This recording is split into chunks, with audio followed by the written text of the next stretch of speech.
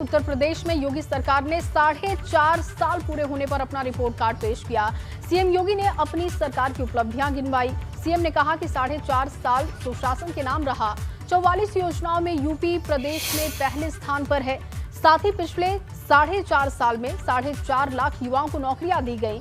Ease of doing business UP अब दूसरे स्थान पर है और यूपी अब एक्सपोर्ट के रूप में हब बनते जा रहा है और ये विकसित होते जा रहा है। यहाँ पर निवेशक अब आना चाहते हैं। इसके साथ साथ रिपोर्ट कार्ड में काफी उपलब्धियां सरकार ने गिनवाई है, जिसमें मुख्यमंत्री योगी आदित्यनाथ ने कहा कि 1.47 लाख करोड़ रुपए का गन्ना भुगतान हमने किया। इसके साथ ही चलिए सुनते हैं मुख्यमंत्री योगी आदित्यनाथ ने रिपोर्ट कार्ड पेश करते हुए सरकार की कौन-कौन सी उपलब्धियां जनता के सामने रखी।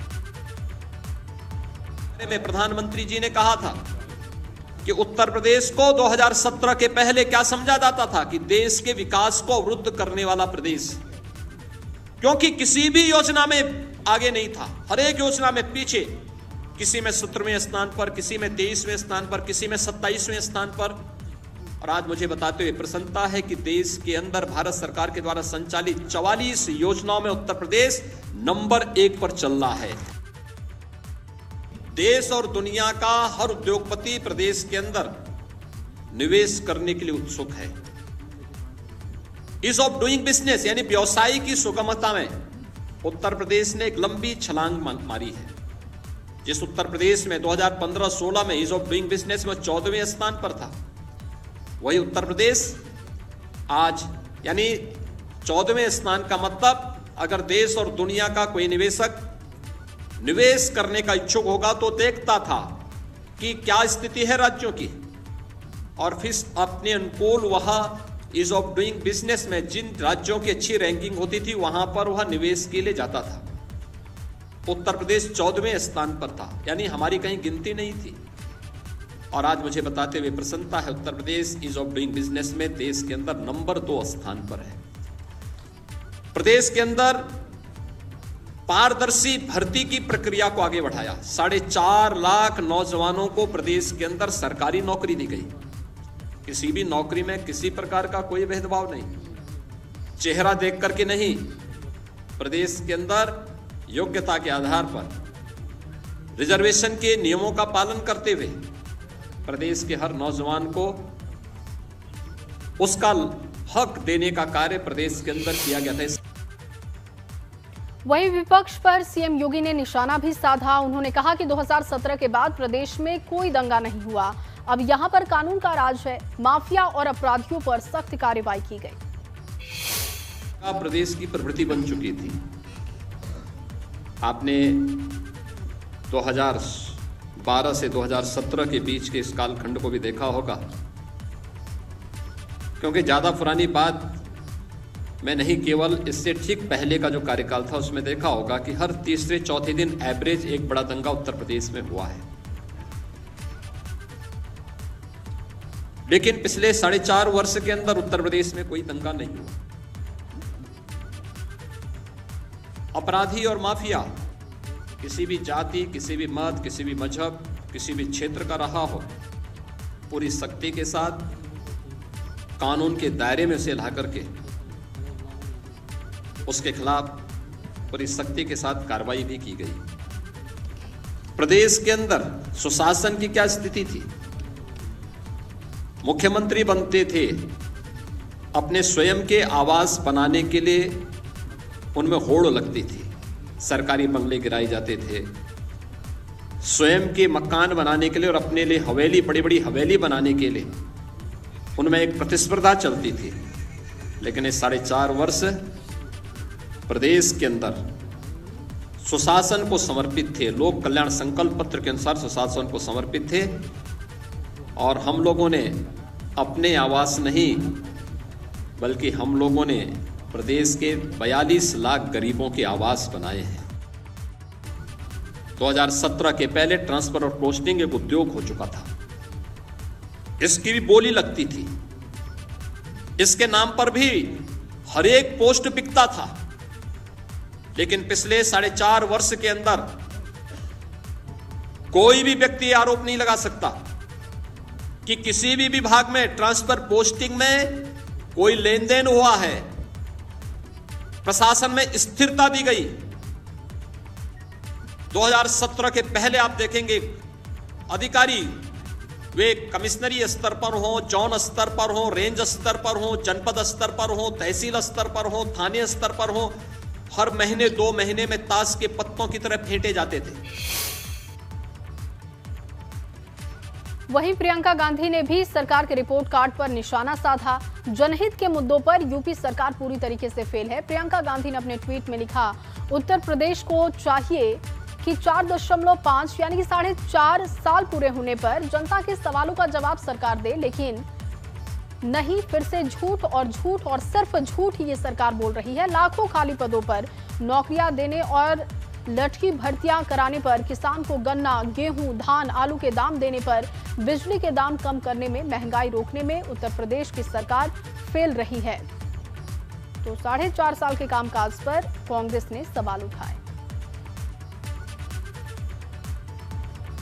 उधर अखिलेश यादव ने भी सरकार के काम पर निशाना साधा है। अखिलेश यादव ने ट्वीट कर लिखा कि 54 गुजरे, 6 महीने बचे।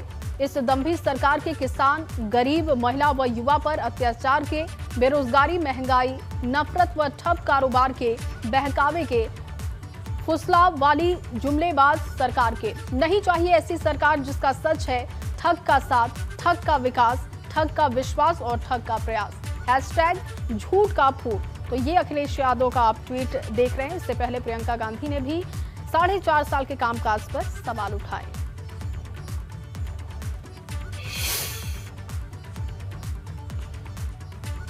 वहीं वाराणसी में आज कांग्रेस का घोषणा पत्र संवाद कार्यक्रम पड़ाकर भवन में हुआ, जिसमें कांग्रेस नेता सलमान खुर्शीद ने शिरकत की।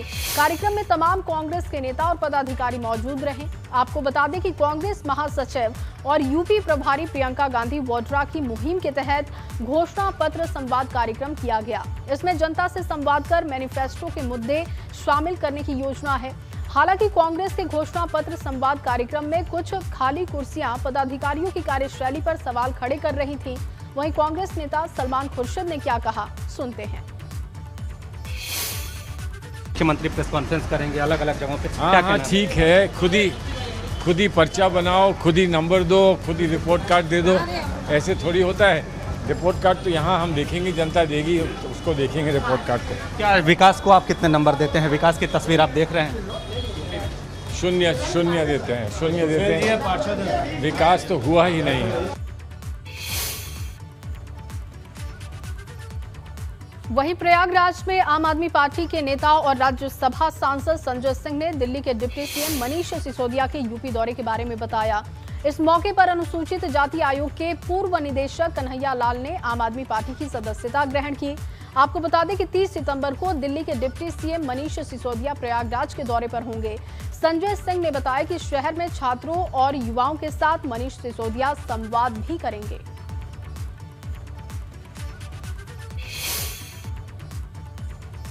– 30 सितंबर को मनीष सिसोदिया जी प्रयागराज आएंगे और शिक्षा की बात मनीष सिसोदिया के साथ कार्यक्रम में शामिल होंगे। प्रयागराज अंतर्राष्ट्रीय स्तर पे धार्मिक, आध्यात्मिक और शैक्षिक दृष्टि से एक महत्वपूर्ण शहर है, महत्वपूर्ण नगरी है। तो यहाँ पर आकर बात करेंगे कि शिक्षा के क्षेत्र में उत्तर प्रदेश में क्या मॉडल होना चाहिए। आज दिल्ली की शिक्षा व्यवस्था को केजरीवाल जी ने, मनीष सिसोदिया जी ने अपने प्रयासों से विश्व स्तर पर पहुंचाने का कार्य किया। वही मॉडल उत्तर प्रदेश में कैसे लागू हो सकता है, इसकी चर्चा छात्रों के साथ, बुद्धिजीवियों के साथ करेंगे। वहीं मुजफ्फरनगर में भारतीय जनता पार्टी ने जिले के सामाजिक संगठन के साथ प्रबुद्ध वर्ग के लोगों के साथ प्रबुद्ध सम्मेलन किया। इसमें मुख्य अतिथि के तौर पर बीजेपी के प्रदेश सह संगठन महामंत्री करमवीर मौजूद रहे। साथ ही केंद्रीय मंत्री संजीव बालियान, कौशल विकास मंत्री कपिल देव अग्रवाल और सैकड़ों कार्यकर्ता पहुंचे थे। हालांकि इस प्रबुद्ध सम्मेलन में कोविड नियमों की अनदेखी भी सामने आई, जहां बीजेपी नेताओं के साथ कार्यकर्ता और प्रबुद्ध लोग बिना मास्क के दिखाई दिए। बीजेपी के प्रदेश सह संगठन महामंत्री करमवीर ने किसान आंदोलन को लेकर निशाना साधा और कहा कि जो सड़कों पर है वो सड़कों पर ही रहेगा, असली किसान अपने खेतों में काम कर रहा है। ये प्रबुद्ध सम्मेलन है संपूर्ण प्रदेश में सभी विधानसभाओं में प्रबुद्धों की हम समझ करते रहते हैं। इसलिए इस क्रम में कोरोना के बाद पहली बार ये प्रबुद्धों के साथ बैठने का गपशप चाय इससे प्रबुद्ध सम्मेलन नाम हमने दिया है, उसको हम कर रहे हैं। भाजपा के कार्यकर्ता पर्याप्त है, समाज भाजपा के साथ है। 2022 विधानसभा चुनाव के लिए सभी पार्टियों ने पूरी ताकत झोंक रखी है। सपा की तमाम सियासी यात्राएं जारी है और इसी कड़ी में सपा की किसान नौजवान पटेल यात्रा अंबेडकर नगर पहुंची। इस दौरान बड़ी संख्या में समाजवादी पार्टी के कार्यकर्ताओं की मौजूदगी दिखाई दी। समाजवादी पार्टी के प्रदेश अध्यक्ष नरेश उत्तम पटेल यहां मौजूद रहे।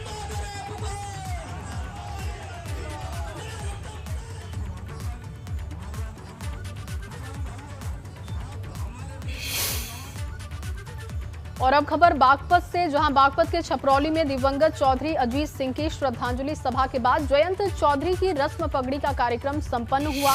36 खापों के चौधरी और लोगों ने हाथ लगाकर आरएलडी अध्यक्ष जयंत चौधरी के पगड़ी रस्म की अदायगी की, जिसके बाद अब जयंत चौधरी जयंत सिंह कहलाने वाले हैं। इस दौरान बड़ी संख्या में आरएलडी कार्यकर्ताओं के अलावा 32 बिरादरी के मुखिया भी मंच पर मौजूद रहे। धामा खाप के चौधरी ने पगड़ी के साथ 2,21,000 नगद भी दिए। इस कार्यक्रम में पश्चिम यूपी के अलावा दिल्ली, हरियाणा और राजस्थान से भी लोग पगड़ी लेकर पहुंचे। इस मौके पर जयंत काफी भावुक दिखाई दिए। उन्होंने कहा कि वो सबके सम्मान के लिए हमेशा लड़ते रहेंगे और चौधरी चरण सिंह की विरासत की जिम्मेदारी को पूरी ईमानदारी से निभाएंगे।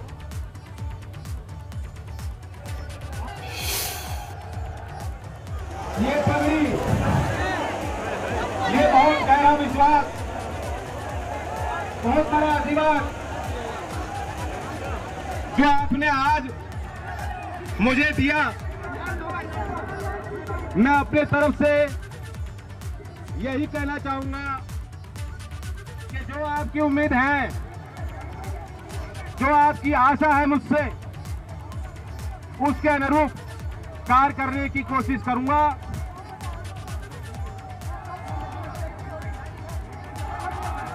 और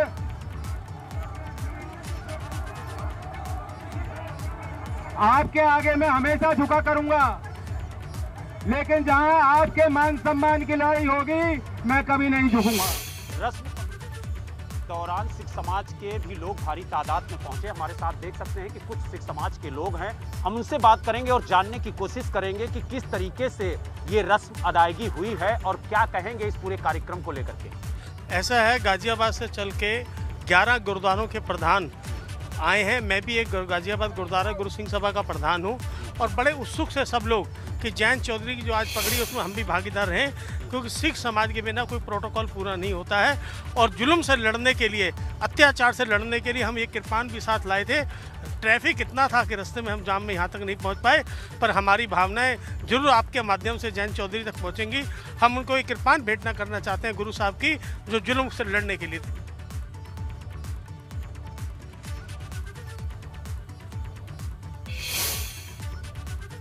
वहीं आम आदमी पार्टी के संयोजक और दिल्ली के मुख्यमंत्री अरविंद केजरीवाल ने हल्द्वानी का दौरा किया। इस दौरान वो आम आदमी पार्टी की तिरंगा संकल्प यात्रा में शामिल हुए। मंगल पड़ाव से रामलीला ग्राउंड तक ये यात्रा निकाली गई। केजरीवाल ने हुंकार भरते हुए कहा कि कांग्रेस या फिर बीजेपी की सरकारों ने पहाड़ के विकास के लिए कुछ भी काम नहीं किया। केजरीवाल ने कहा कि उत्तराखंड में 21 साल से विकास का कोई नया काम नहीं हुआ और यहाँ के नेता पहाड़ को लूटने में लगे हुए हैं। केजरीवाल ने कहा कि अगर 2022 में उन्हें मौका दिया जाता है तो पहाड़ की सूरत वो बदल देंगे।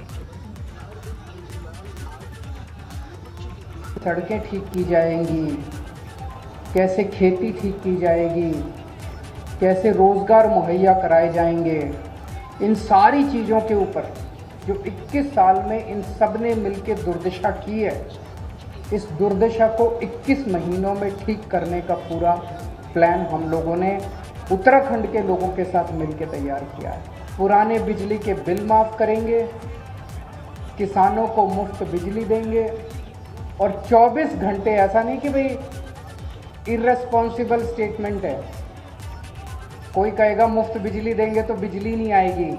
24 घंटे बिजली आएगी और मुफ्त बिजली आएगी। और मैं कोई नेता नहीं हूँ, मेरे को नेतागिरी करनी भी नहीं आती। हमारी ये कमजोरी भी है कि हमारे को राजनीति नहीं करनी आती, इसीलिए 24 घंटे ये लोग हमको गालियां देते रहते हैं। हाल ही में पकड़े गए 6 आतंकवादियों के मददगार होने और पोल्ट्री फार्म में आईडी और विस्फोटक रखने के आरोपी प्रयागराज के शाहरुख को जांच एजेंसियों ने पूछताछ के बाद छोड़ दिया है। एटीएस और यूपी पुलिस की टीम ने शाहरुख से लंबी पूछताछ की और इसके बाद उसे परिवार वालों को सौंप दिया गया। शाहरुख को देर रात छोड़ा गया। इससे पहले प्रयागराज पुलिस ने शाहरुख को उसके घर से हिरासत में लिया था। एबीपी चैनल पर खबर दिखाए जाने के बाद पुलिस ने शाहरुख को हिरासत में लिया था। हालांकि शाहरुख ने पकड़े गए आतंकी जिशान से संबंधों की बात तो कबूल की, लेकिन उसकी हरकतों के बारे में कोई जानकारी होने का दावा नहीं किया। इस मामले में एबीपी गंगा ने पुलिस की लापरवाही की खबर को प्रमुखता से दिखाया था, जिसके बाद प्रयागराज पुलिस हरकत में आई थी और इस दौरान शाहरुख के परिवार वालों ने क्या कहा, सुनते हैं। पुलिस का और सरकार का सब शुक्रिया अदा करेंगे। बहुत बहुत लोग जो कहते हैं कि लोग झूठ मूठ फंसा देते हैं पुलिस वाले या कोई भी, ऐसा कुछ नहीं है। वो भी जानते हैं सच का साथ देते हैं और क्या नाम है पूरे तरीके से सहयोग करते हैं। ऐसा नहीं है कि झूठ मूठ का किसी को भी लोग कहते हैं कि फंसा देते हैं, जो मन में आया कह देते हैं, ऐसा नहीं है। फिरोजाबाद के बालाजी नगर और उसके आसपास के मोहल्ले में विकास का काम नहीं होने की वजह से परेशान जनता ने अनोखा विरोध प्रदर्शन किया। नारेबाजी भी की गई। इस दौरान यहां के रहने वाले लोगों ने कटोरा लेकर सड़कों पर लोगों से भीख मांगी। इनका कहना था कि भीख से जो रुपया मिलेगा, इससे वो लोग मोहल्ले की गलियों को दुरुस्त और नालियों को बनवाने का काम करेंगे। इनका कहना था कि कई बार नगर निगम जाने के बाद भी कोई सुनवाई नहीं हुई। दरअसल फिरोजाबाद में इस समय डेंगू बुखार की वजह से 62 मौतें हो चुकी हैं, जिसके बाद ये अनोखा विरोध प्रदर्शन देखने को मिला। का मकसद हमारा ये है कि इस क्षेत्र में अगर विकास नहीं करा पा रहे हैं, जनप्रतिनिधि पूरी तरह फेल हो चुके हैं और किसी प्रकार से आप लोग अगर काम नहीं करा सकते तो फिर यहाँ के क्षेत्र की जनता कटोरा लेकर के भीख मांगेगी और उसकी अपनी भरपाई करेगी। जब उस विषय पर काम नहीं हो सकता तो फिर हमारे पास इस क्षेत्र की जनता के पास एक चारा रह जाता है, वो है कटोरा। इसलिए कटोरा हाथ में हम लोगों ने लिया है और यहाँ से भीख मांग रहे हैं। प्रशासन अगर हमारी सुध लेगा तो ठीक है। और चलिए इस बीच आपको उन्नाव से बड़ी जानकारी दे। आबकारी विभाग की बड़ी कार्रवाई सामने आई है। डीएम के निर्देश पर आबकारी विभाग ने कार्रवाई की है। कच्ची शराब के ठिकानों पर छापेमार कार्रवाई की गई। 40 लीटर कच्ची शराब बरामद की गई। 1000 किलो लहन नष्ट किया गया है और कच्ची शराब बनाने की 4 शराब की भट्टियों को भी नष्ट किया गया, जिसकी तस्वीरें हम आपको इस वक्त दिखा भी रहे हैं। तो बड़ी कार्रवाई की गई है आबकारी विभाग की तरफ से। उस वक्त की तस्वीरें भी आप देख रहे हैं जब आबकारी विभाग की टीम मौके पर पहुंची थी। उधर गोरखपुर में पुलिस ने डीजल चोर गैंग का खुलासा किया। पुलिस ने देवरिया के बैतालपुर डिपो पर छापेमारी करने के बाद 4 लोगों को गिरफ्तार किया। गोरखपुर के चौरी चौरा में एक टैंकर के साथ 220 लीटर डीजल भी बरामद किया गया। एसडीएम अनुपम मिश्रा और सीओ जगत राम कन्नौजिया की संयुक्त कार्रवाई में ये सफलता हासिल हुई।